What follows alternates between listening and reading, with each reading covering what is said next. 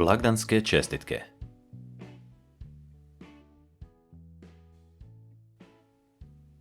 Dobrodošli u drugu lekciju o čestitkama na hrvatskom jeziku.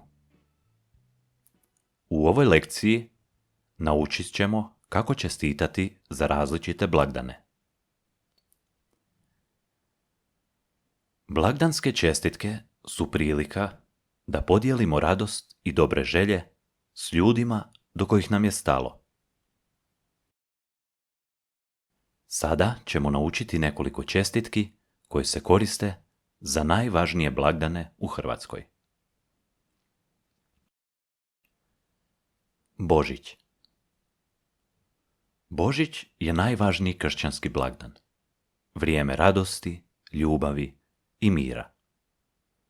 Evo kako možete čestitati Božić.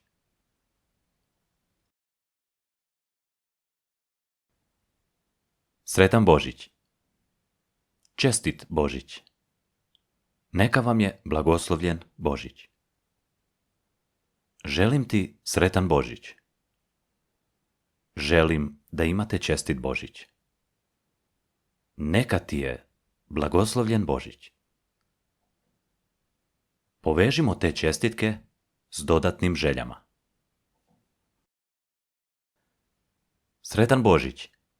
Želim ti puno radosti i ljubavi u ovo blagdansko vrijeme. Čestit Božić. Neka ti ovaj Božić bude ispunjen zdravljem i srećom. Neka vam je blagoslovljen Božić. Toplina ovog blagdana neka vam ispuni dom.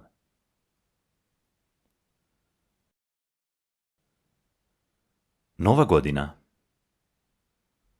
Nova godina je vrijeme novih početaka i nade za bolju budućnost. Evo kako možete čestitati Novu godinu. Sretna Nova godina. Sve najbolje u novoj godini. Puno zdravlja, sreće i uspjeha u novoj godini. Želim ti sretnu Novu godinu. Želim ti sve najbolje u novoj godini. Želim vam puno zdravlja, sreće i uspjeha u novoj godini. Sretna Nova godina. Nadam se da će ti Nova godina donijeti mnogo sreće.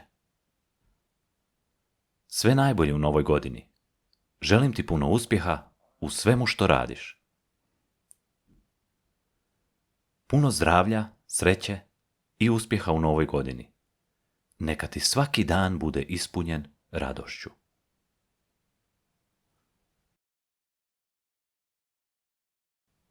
Uskrs. Uskrs je još jedan važan kršćanski blagdan. Vrijeme obnove i nade. Evo nekoliko načina kako možete čestitati Uskrs. Sretan Uskrs. Sretan ti Uskrs. Čestit vam Uskrs. Neka vam je blagoslovljen i radostan Uskrs. Sretan Uskrs. Neka vam ovaj blagdan donese mir i sreću. Čestit Uskrs. Želim vam puno ljubavi i radosti na ovaj poseban dan. Neka vam je blagoslovljen i radostan Uskrs. Neka vam srce bude ispunjeno veseljem.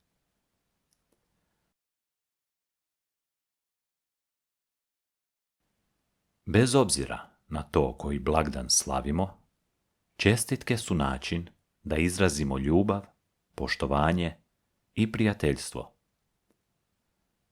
Vježbajte ponavljajući nove riječi naglas i koristite ih kako biste uljepšali blagdane svojim voljenima.